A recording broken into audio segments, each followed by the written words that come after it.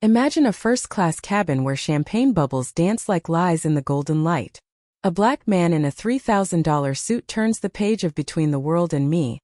His calm defiance a silent grenade. Across the aisle, a CEO's icy glare cuts through the air. This seat is mine.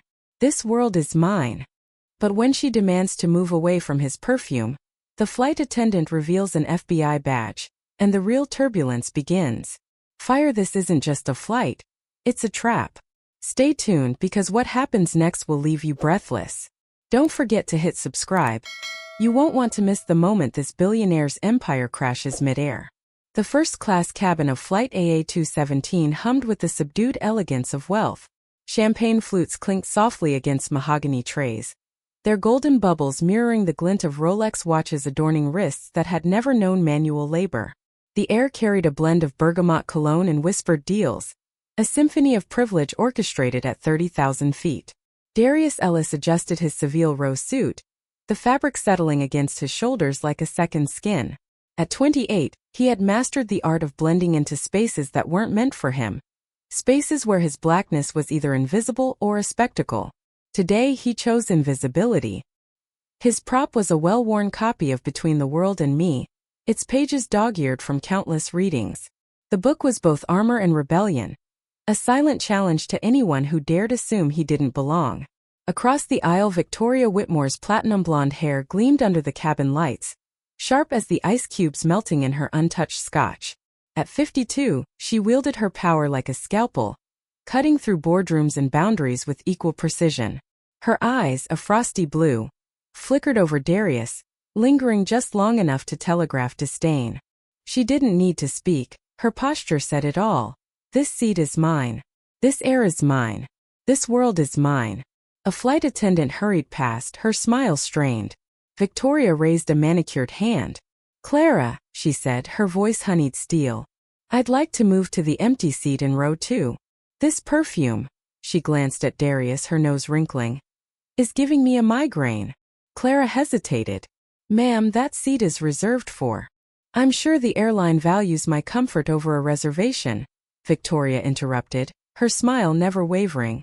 Unless you prefer I discuss this with your supervisor? Darius lowered his book. The scent of his sandalwood cologne was subtle, almost imperceptible. A lie then. He met Victoria's gaze, his own calm, unyielding. Is there a problem? Victoria's laugh was a wind chime in a snowstorm. Not at all. Some of us just have sensitivities. A hoodied passenger 2 rows back stood abruptly. Sensitivities, my ass? You're racist. The cabin froze. Victoria's mask slipped for a heartbeat, a flash of fury before she sighed, a martyr weathering unjust accusations. This is what the world's come to? Jumping to vilify a woman for caring about her health. A few heads nodded, their sympathies swaying like pendulums. Darius watched silent. His role was patience. The script was familiar, but the ending? That he'd rewrite. The cabin's silence thickened, a suffocating blanket of complicity. Darius kept his eyes on Victoria, noting the faint tremor in her fingers as she smoothed her silk scarf, a telltale crack in her glacial composure. He had seen it before. The moment predators realized they're being hunted. Clara, the flight attendant, hovered awkwardly, her gaze darting between Victoria and the hoodie-clad passenger now filming the scene. Ma'am, she began, her voice firmer than before. I'll check if row 2 is available. Thank you, Victoria purred, though her smile didn't reach her eyes. As Clara retreated, Victoria turned to Darius, her tone dripping with mock sympathy. You understand, don't you? Allergies are such a nuisance. Darius leaned back, his book still open on his lap. Funny. I've heard that line before. He let the words hang. A deliberate provocation. The hoodied passenger, a young woman with locks and a Black Lives Matter pin, snorted. Yeah, from every Karen who thinks her allergies excuse us from existing. A ripple of laughter erupted, quickly stifled by the weight of the confrontation. Victoria's jaw tightened. She reached for her phone, fingers flying across the screen. Security will handle this, she muttered, though the threat rang hollow. Clara returned, her posture rigid. Ma'am, row 2 is occupied. However nothing, Victoria snapped, her facade crumbling. Do you know who I am? My company funds half your airlines. However, Clara repeated louder, I can offer you a seat in the last row of economy. Her voice carried an edge of defiance, as if she'd rehearsed this moment. Darius hid a smile. Right on cue. The cabin erupted in murmurs. A man in a pinstripe suit chuckled into his whiskey. Victoria blanched, her carefully constructed dominance unraveling. How dare you? Actually, Clara interrupted, pulling a small notebook from her apron, I've documented every time you've requested seat changes on this route. September 12th. I refuse to sit near those people. November 5th. Find me a seat away from the... She glanced at Darius. Loud ones. Victoria froze. Darius watched her mind race, deny, deflect, destroy. But before she could speak, the hoodied woman stood again, phone raised. Say something real for the camera, CEO. This is slander. Victoria hissed, though her voice wavered. She turned to Darius, desperation sharpening her words. You're behind this. Some activist stunt. Darius closed his book, the sound echoing like a judge's gavel. I'm just a man reading, ma'am. But you. He met her glare unflinching. You're a scriptwriter. And your plot's getting predictable. Clara stepped forward, her earlier timidity replaced by steel. The cockpit's been notified. We'll land in San Francisco in 2 hours. Until then, she gestured to Victoria's seat, I suggest you buckle up. Victoria sank back, her designer bag slipping to the floor. Darius reopened his book, but his attention lingered on Clara. Her hands, steady as she distributed water to passengers. Her eyes, scanning the cabin with a precision no flight attendant needed. Stage set, he thought. Now wait for the finale. The cabin buzzed with a tension so palpable it could crack the airplane's windshield. Victoria's hands clawed at her armrests, her polished nails leaving faint scratches on the leather. She glared at Clara, who stood motionless in the aisle, her posture no longer that of a subservient flight attendant but of a soldier awaiting orders. You think scribbling in a notebook makes you important? Victoria spat, her voice trembling with rage. I'll have you unemployed by sundown. Clara's lips curled into a smile, small, cold, and utterly triumphant. She reached into her apron, retrieving not a pen or a tissue, but a black leather wallet. The FBI badge gleamed under the cabin lights, its golden seal reflecting in Victoria's widened eyes. Special Agent Clara Rodriguez, she said, her tone crisp and authoritative. And trust me, Ms. Whitmore, unemployment is the least of your concerns. A collective gasp swept through the cabin. Darius lowered his book, his expression feigning surprise, though he'd rehearsed this moment a dozen times. The hoodied woman leaned forward, her phone now live-streaming to thousands. Victoria's laugh was shrill, desperate. This is absurd.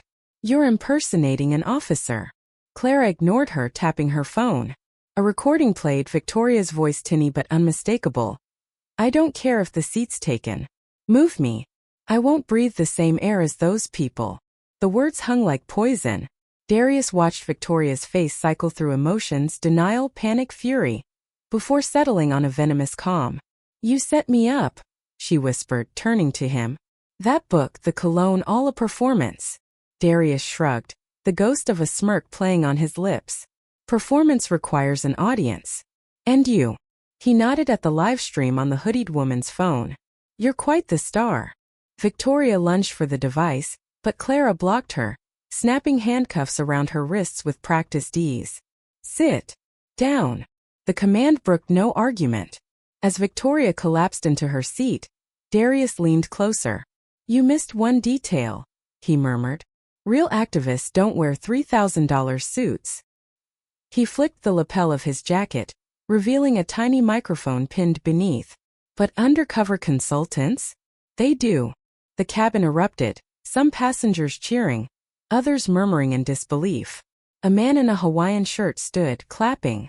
About time someone nailed these corporate bigots. Clara silenced them with a raised hand. Ms. Whitmore, you're being detained for discriminatory conduct under Title VI. Anything you say. I own half this airline. Victoria shrieked, her composure shattered. You can't. Actually, Clara interrupted. Your 40% stake just became evidence. She nodded at Darius. His firm specializes in ethics entrapments. You're their 9th client this year. Darius stood, smoothing his suit.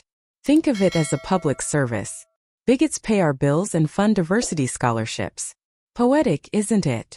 Victoria's breath came in ragged bursts. My lawyers will bury you. They'll try, Clara said, tucking the cuffs key into her pocket. But viral videos? They're forever. As the plane began its descent, Darius glanced out the window. San Francisco's skyline shimmered in the distance, a mosaic of glass and greed. He wondered if Victoria would change, or if she'd simply buy a subtler kind of prejudice. For now, though, the script had ended. The rest was up to her. The wheels of Flight AA217 screeched against San Francisco's tarmac, but the cabin remained eerily silent. Victoria stared at her cuffed wrists, the metal biting into skin still perfumed with Chanel No. 5. Outside the window, a swarm of police cars and news vans awaited, their flashing lights painting the runway in hues of red and blue. Clara stood in the aisle, her FBI badge now openly displayed. Everyone remains seated until authorities board, she announced, her voice stripped of its earlier warmth. The hoodied passenger, Liv, according to her viral livestream, grinned and pocketed her phone. 3 million views and counting. Enjoy fame, CEO. Victoria didn't flinch. She had spent decades building an empire. One scandal wouldn't dismantle it. Money muffles noise, she reminded herself. But the mantra felt hollow now. Darius lingered near the cockpit, watching as officers boarded. A young agent nodded at him. Mr. Ellis, your team's outside. Thanks. He adjusted his suit, the microphone still hidden beneath his lapel. As he passed Victoria, he paused. Check your inbox. She glared. Another trap? A choice, he said, and disappeared into the jet bridge. 2 hours later, Victoria's penthouse office smelled of jasmine and paranoia. Her lawyers huddled around a laptop, dissecting the live stream frame by frame. We'll sue for unlawful recording, one argued. The FBI overstepped. No, Victoria's voice cut through the room. On her screen, Darius's email glowed. A single sentence. Sometimes the villain isn't who you think, but change is still yours to make. She minimized the tab, her eyes drifting to the city below. A protest snaked through the streets, its chants muffled by triple-paned glass. Among the signs, one stood out. Whitmore and Sons, built on bigotry? Her phone buzzed, a board member. Stock down 8%. Damage control now. She crumpled the lawsuit draft against Clara. Damage control. The words tasted bitter. Meanwhile, at FBI headquarters, Clara slumped in a plastic chair, her supervisor's voice crackling through the phone.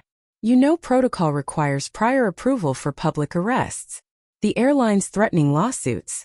Sir, we have the evidence, Clara interjected, exhaustion fraying her resolve. Evidence doesn't fix PR nightmares. You're reassigned to desk duty. Effective Monday. The line went dead. Clara stared at her badge, its golden seal dull under fluorescent lights. In the hallway, agents whispered. Rodriguez? Yeah, the one who went rogue. She texted Darius. Still think it was worth it? His reply came instantly. Ask the 3 million viewers. That night, Victoria's limo idled outside a dimly lit bar. Inside, Darius nursed a bourbon, his Seville Row suit replaced by a faded band tee. You followed me, he said, not turning as Victoria slid into the booth. I want the recording erased. It's gone. He sipped his drink. The internet isn't. She hesitated, her mask of invincibility slipping. What do you want? Money. A statement. Acknowledgement. He met her gaze. You're not a monster. Just a product of a broken system. Victoria stood abruptly, her heels clicking toward the exit. At the door, she glanced back. The seat next to mine on the return flight. Reserve it for someone. Anyone. Darius smiled.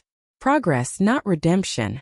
Outside, a hashtag Black Lives Matter banner flapped in the wind, its edges torn but its message unyielding. Victoria's private jet idled on the runway, its engines a low growl beneath the foggy San Francisco dawn. She sipped her espresso, the bitterness a stark contrast to the syrupy champagne of Flight AA217. 2 months had passed since the incident, yet the memory clung like a phantom limb. Raw, persistent, impossible to ignore. Ms. Whitmore. A young flight attendant appeared, her voice tentative. She was black, her hair braided into a crown of intricate patterns, her name tag reading Amara. Victoria had personally approved the hire, a decision met with raised eyebrows from her board. "The cabin is ready," Amara said, avoiding eye contact. Victoria nodded, her gaze drifting to the empty seat beside her. "Reserve it for someone." "Anyone?" Darius's words echoed, a taunt or a challenge. She wasn't sure. As the jet ascended, she opened her laptop. News headlines screamed at her. Whitmore & Sons diversifies board. CEO's redemption or PR stunt? She closed the tab, her reflection warped in the dark screen. Hypocrite, it seemed to hiss. Fraud. Meanwhile, in a DC office, Clara Rodriguez stamped classified on a file, her desk buried under paperwork. Demoted to desk duty, she now tracked hate crimes instead of confronting them. But today's report made her pause. A photo of Victoria's jet, its new diverse crew circled in red. Still watching her? Her supervisor loomed in the doorway, disapproval etched into his frown. "Just verifying facts," Clara said, sliding the file away. He snorted. "Let it go. The system protects its own." But not forever, she thought, fingers brushing her FBI badge, now dusty from disuse. Mid-flight, Amara served Victoria a whiskey, her hand steady but her posture rigid. Victoria studied her, the way she flinched when their fingers brushed, the forced smile. Fear or disdain? "How long have you worked here?" Victoria asked, the question abrupt. 3 weeks, Amara replied. "And your last job?" "A non-profit. Housing equity." A beat of defiance. "Until funding was cut." Victoria stiffened. Whitmore & Sons had lobbied against that very bill. Coincidence? She doubted it. Darius's smirk seemed to materialize in the cabin. Progress, not redemption. She handed Amara an envelope, thick, unsealed. "Your probation bonus." Amara opened it, then froze.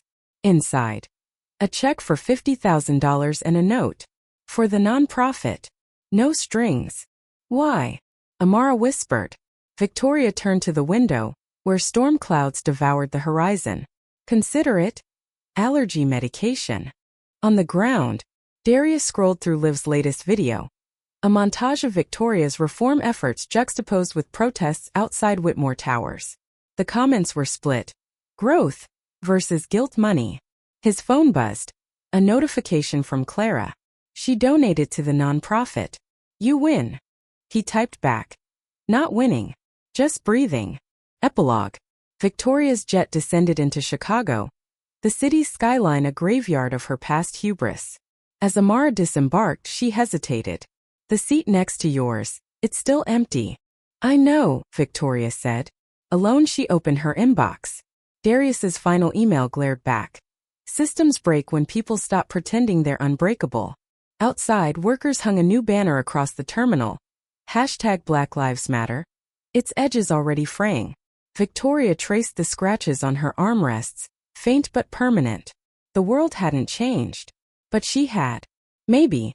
As the jet descends into a storm of scandal, ask yourself, can a villain rewrite her story? Or does the system always win? Stay until the end, because the next video exposes what Victoria did when the cameras stopped rolling, and why Darius's final email could destroy more than just her reputation.